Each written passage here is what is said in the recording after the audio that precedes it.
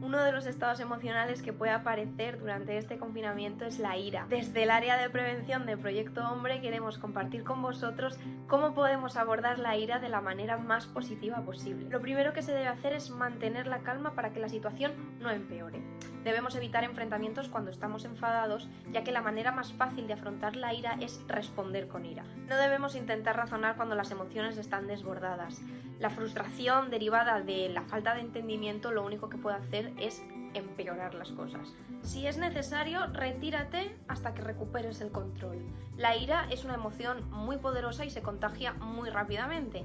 Por tanto, si sientes que estás a punto de perder los nervios, decídete por una retirada a tiempo. En el caso de los padres y las madres, evitar amenazar con castigos exagerados. No prometas una consecuencia que no sea realista o que sea desproporcionada a la falta. Es preferible dialogar con los hijos y con las hijas cuáles son los comportamientos inaceptables y qué consecuencias habrá si te desobedece. Pero muy importante, tienes que mantener tu palabra. Y por último, es importantísimo reforzar la importancia de mantener un respeto mutuo. Además de tener unas vías de comunicación abiertas.